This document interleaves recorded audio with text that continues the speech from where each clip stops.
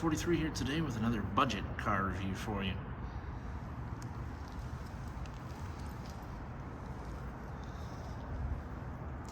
This is my 1996 Lexus LS400 base model. So I'm going to walk around it, tell you about it, show you all around, and then we'll go for a quick spin. I bought this car in October of 2021. It had 212,000 miles on it at the time. Now it's got about 216,500, almost 217, somewhere in that range. It is moonstone pearl metallic paint with gray leather interior. And if you're wondering, yes, those are R32 Skyline GTR wheels on it in their factory gunmetal gray. They look fantastic on here, almost looks like a factory sport package, and they match the lower cladding color perfectly on this car. You can see it's two shades of gray above and below the chrome belt line there halfway down the door. They're 16x8 factory forged wheels, and they're actually moving on with me to the next car I'll be buying after this. So I'm trying to get this video done now because I've been waiting to make sure I had actually fixed everything before I did the video. And here we are, not long before I'll be selling it. So this is a second generation LS400, a UCF 20 model. This is a non-air suspension car. Some of them came with a rear air suspension for ride comfort. This one's just standard coil springs.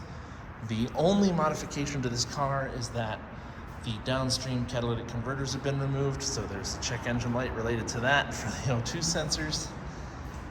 There's been test pipes installed where those cats used to be. Otherwise, the entire exhaust system is stock and actually quite quiet for what it is. This was an Arizona car when I bought it. Well, actually, I bought it a couple of owners down the line from there. It came to Michigan a few years ago. A friend of mine had owned it, and I bought it off of him after he was really doing nothing with it at the time. So, being an Arizona car, you know, there's some fade along the fenders. It's especially bad paint checking up on the roof. But again, this has 216,000 some odd miles on it. So this is kind of expected. But the car is entirely rust-free.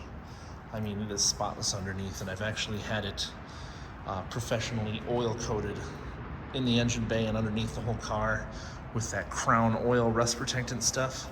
They drill it into the corners of the door frames. You'll probably see the little plugs when I go in through the doors later to show you. So really major improvements. Yeah, they kind of rebodied the first generation LS400. It actually got larger in every dimension, only slightly, even though the first generation car honestly looks bigger than this one. They added 10 horsepower into the engine, changing the manifolds, and I think changing the camshafts as well.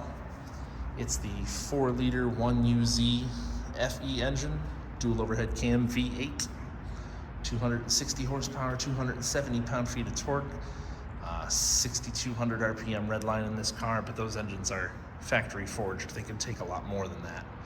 And they respond well to boost, especially the pre-VVTi or variable valve timing cars like this one is. So it's non-interference. If you break a timing belt, oh no, the car stops running. You just got to change it and you're on your way again. Granted, a timing job is not for the faint of heart on these. You could also get a gold package on these where the badges would be changed from silver to gold color. This one's obviously not that. UCF 20 models were 1995 to 2000 model year with a facelift in 98 where they got a factory projector headlight with HIDs, a little different taillight treatment, and some interior changes versus this car. This is a pre-facelift model, much more closely related to the first generation UCF 10. Factory size tires, 225/60 16s on this car, so the speedometer is right on the money. So let's show you under the hood.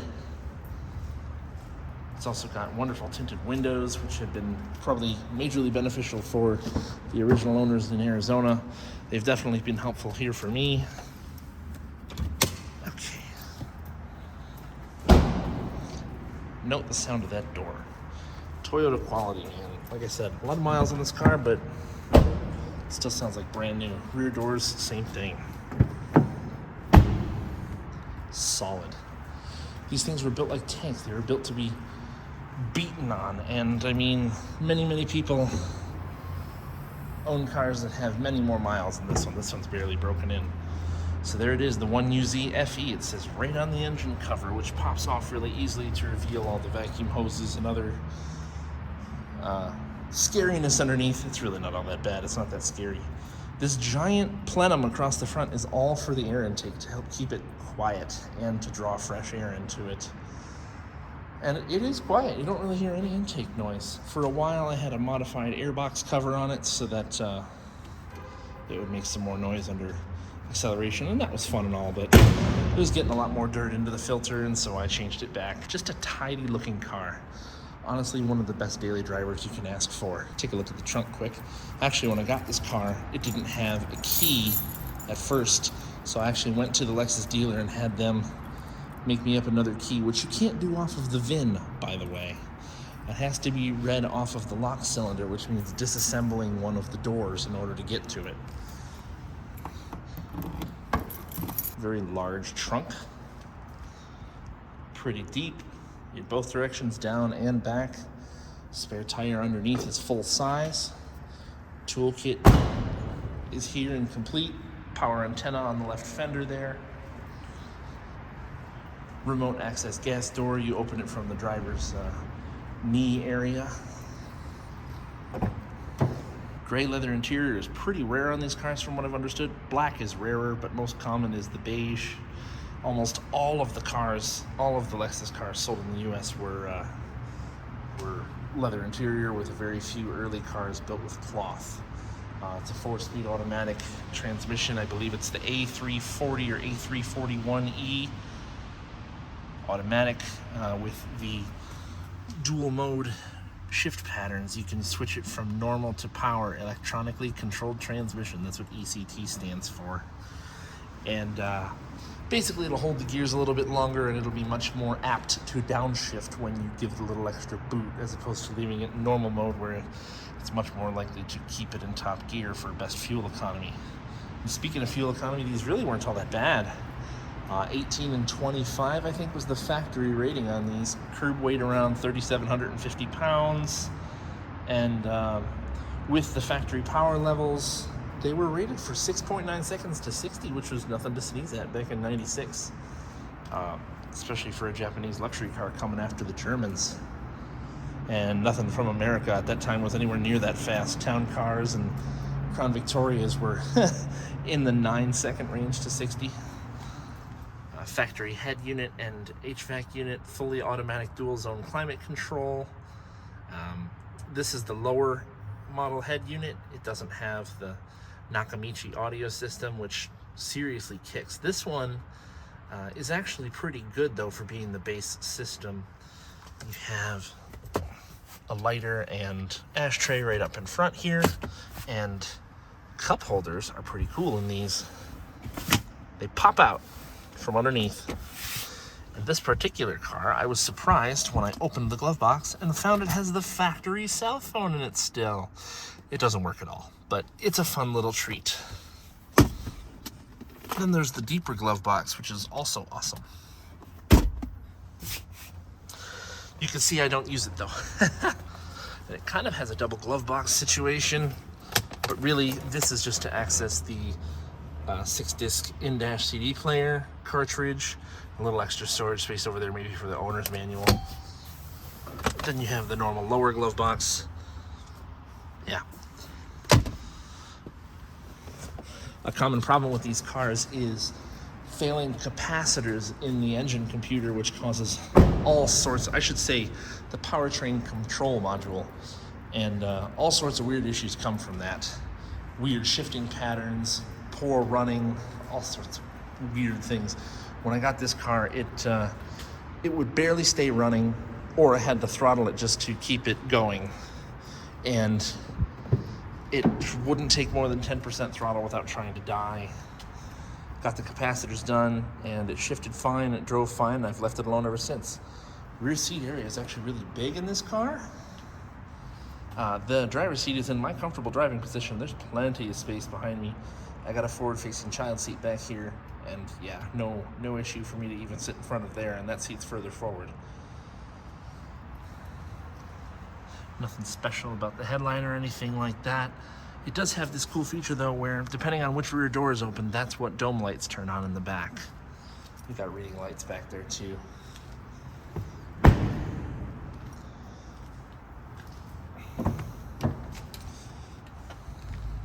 With that, we'll turn it on real quick, show you the dashboard, and then we'll go out for a drive. It has a power tilt and telescope steering column, pretty advanced for its time. And an electroluminescent gauge cluster.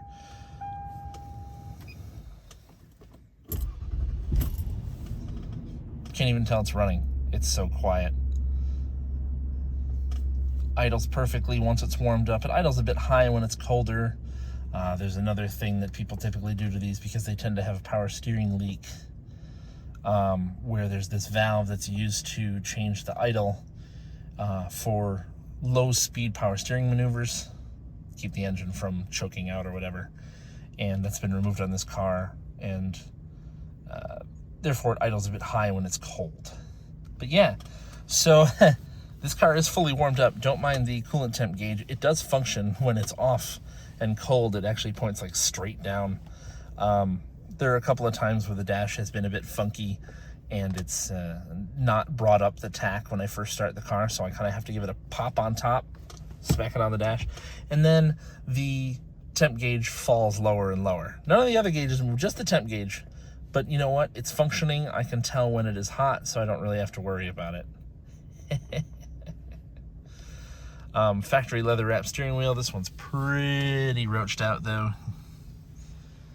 It still feels decent in the hand. It's just, you know, rough around the edges. Headlights are nice and bright, even though they're just standard incandescents. The high beams are awesome in this thing. You have a outside temperature display over here, and then the clock. And yeah, there's the whole HVAC system. So fully automatic with AC, temperature controls, and then it'll change the direction automatically. Sunroof controls, so you have separate buttons for your tilt, which is on the left side here, and then your slide, which is here.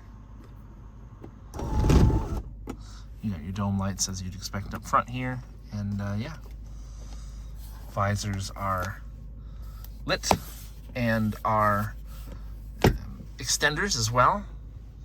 They do their job quite well. Oh, and it actually has auto-dimming rearview mirror and a little pop-down visor above the mirror to block the sun when it happens to hover in the space, because this car doesn't have the black dot matrix above the rearview mirror here. Other than that, we're gonna set up the camera and we're gonna go for a ride. It's amazing, you can't even hear it run. We will set off on our way. Keep this light on so you can see me while we're driving around.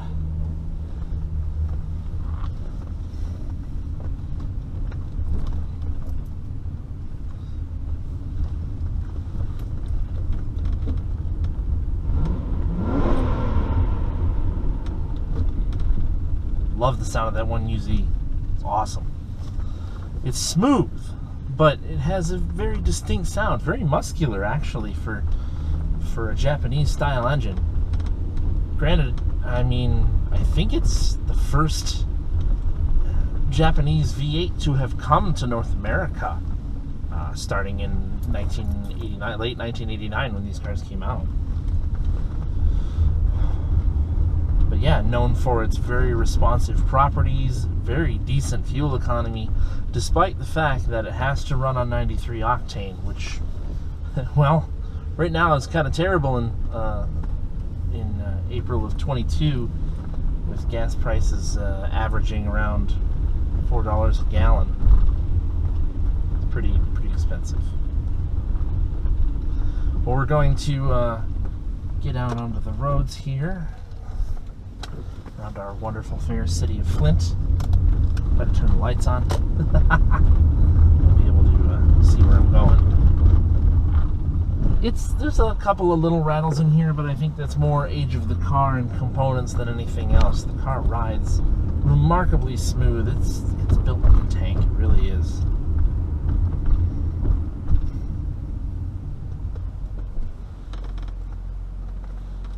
put it in power mode.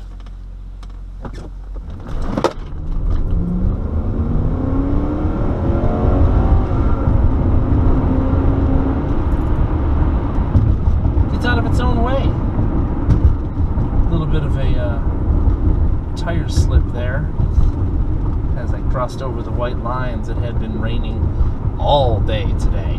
And then it finally decided to quit a couple of hours before sunset. And there's still water on the roads and stuff, you know.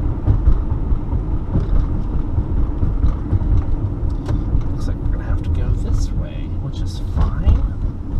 So much construction going on around the city right now is ridiculous. Yeah, I mean, it's the perfect daily driver because it's actually fun to drive. It has enough power to get out of its own way. It has great passing and merging power on the highways or on the back roads. It actually handles remarkably well despite the terrible tires I have on it right now. These Century Tourings, you know, they get the job done. They're fine in the dry, they're fine in the wet for traction and handling, but they feel like they got a pretty spongy sidewall and whatnot. This thing's just been so good to me. I mean, the only hiccup it gave me was the second day that I had it, the tensioner pulley decided to lock up and shear the belt. Actually, I think the belt even survived. Yeah, I didn't change the belt. The belt survived. It seized up right in the driveway. I heard it squealing away. I'm like, something is definitely not right. Check it out. Nope, that pulley's not even turning. So I changed that out, changed the idler pulley out just to be safe for preventative maintenance. And that's really been it. It's been a really, really good car to me. And you know what? I'd happily own another one further on down the road. But I'm actually getting something to replace this in the next week or two. And there'll definitely be a video on that. It's Japanese domestic market import, imported through my buddy who runs Nomad Auto Imports. I decided I wanted to get something new and originally had ordered a new Ford Maverick as a new daily, which was going to be fun and useful and whatnot, but not exactly money smart. They're expensive. It's almost impossible to get them for their MSRP right now. And I mean, mine would have been MSRP, but that's over 30 grand I'd have to spend, whereas I can buy this particular car I'm buying from Nomad that has 26,000 original miles from 1996 that is effectively a brand new car. And the only thing I'll have to change on it is the radio because it doesn't get our range of FM bands here in the US. Japanese FM bands are a lot lower. We start around 76.0 and end around 88. Whereas we're 88 to 108. That's going to be a fun new car to be driving every day. We'll do a couple of things to that.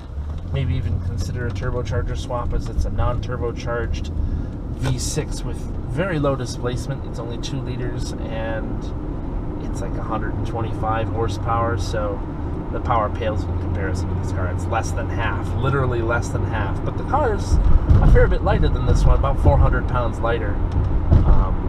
But I'm really excited to get it.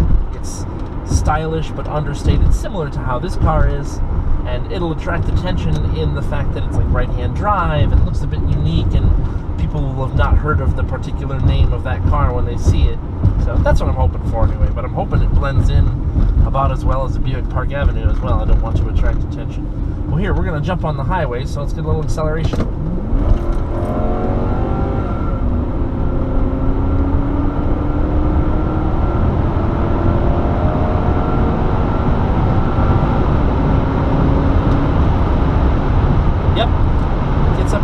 Pretty good. So now we're cruising at highway speed. I mean, you can still hear me just fine. The car is remarkably quiet for wind noise. Nothing really coming around the door mirrors or anything like that. It's really quite nice. And the engine, as you can tell from that acceleration, yeah, you might hear a little blend of the exhaust when I edit this video together, but it's super quiet here. I'm also excited to pass it on to its new owner, who is one of my fraternity brothers. I'm glad he's going to get it. It's going to be really useful for him, his family, and that's the way these cars need to be used. They need to be used and passed on and used more because they have so much life in them. They were so over-engineered that it's ridiculous how long some of them last. And I'm sure, you know, if you're watching a video about this car, you probably already know about Matt Farah's million-mile Lexus that Freddie Tavares has been driving around. Just a testament to how long these cars last. And that's actually the later version of this car, the facelift with the interference motor. So that car's probably been through a couple of timing belts in its life if it's actually, you know, legitimately over 1 million miles. I just wanted to note too that this car, being 25 years old, living in the US, yeah, it had elderly owners, or at least middle-aged owners for the majority of its life before it came up to Michigan. Every single thing works in this car. All the windows work flawlessly, the defrost, the entire HVAC system, AC, heat, all of that stuff, all the temperature controls, the blend doors, everything works perfectly. Cruise control, gauges, it's phenomenal how well it's held up, really it is. As far as from a performance potential standpoint for these cars, really a lot of them were gutted for their engines to be used in other vehicles because it's a common swap into like Corollas and older Celicas of the rear-wheel drive persuasion. You can also stick shift swap these with the W58 or R154 can be put behind these from a Supra, the 5-speeds, and they seem to handle it just fine if you leave the engine mostly stock. These A340s, though, they're stout, they're strong. This transmission shows no signs of stopping anytime soon. And I don't abuse it, but I do use it for its full potential. You know, I clean out the carbon, clean out the carbon from the engine at least once a day. But there's tons of builds out there if you go searching for them. There's guys who have supercharged these, turbocharged these engines, and they can do crazy things with not a lot of effort. The other thing to add there, though, is that they're only an open differential from the factory. I don't think there was any version of them available with a limited slip. Not in this car. Perhaps in the later GS 400s, which was the smaller size body. But granted, I think it was a heavier car than this because it was packed with more safety and whatnot. Perhaps also in the SC 400s you could get a limited slip. I'm not sure. You can fact check me. That's fine. But that's my knowledge. I mentioned earlier on too that this was a base model car early in the video. That also means this one is not equipped with factory traction control or factory heated seats. There are no options on this car. Every single Lexus I've ever seen from this era has a sunroof, and yeah, I've really never seen them without.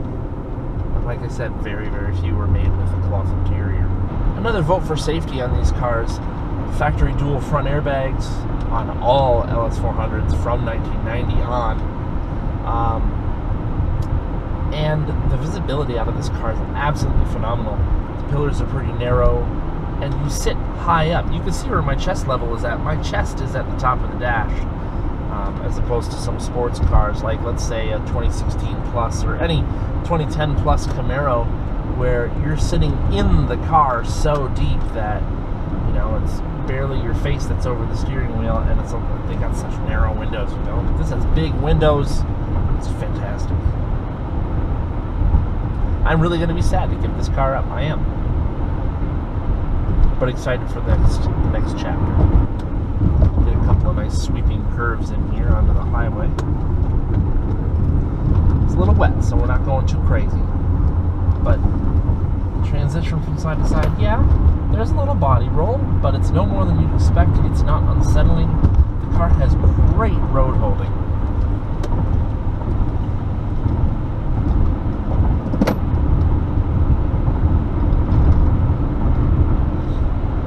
I also love the kickdown in the second gear.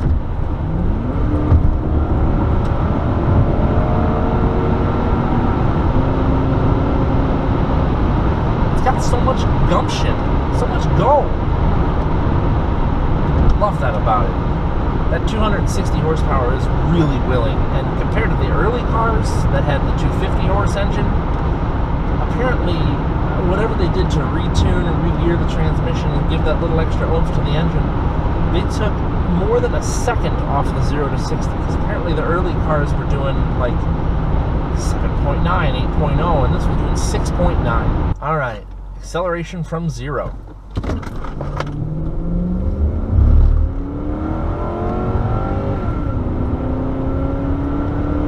There's 60.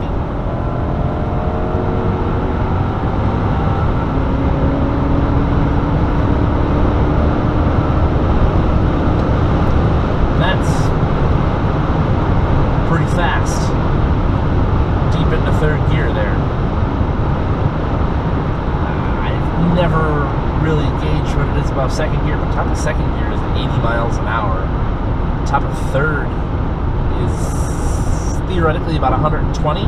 So I'm guessing fourth is done about, well, it's hard to tell. Because if I'm doing 75, 2,500 RPM dead at 75 miles an hour, it has a lock-up torque converter, and my guess would be that, I think it's 2,680, so somewhere in the realm of 180 miles an hour, fully topped out, if you could max out this transmission. I think factory top speed was, well, actually, I think for this car was 155 miles an hour. If it's not 155, it's 149. I might be mixing that up with the first generation cars, though. So I'll make sure I clarify that. But with that point, I'm going to leave you for this video. Hope you enjoyed it. Hope you stick around for more of my stuff. Having more and more fun doing this for you guys. I hope that you choose to stick around and keep watching. See you next time.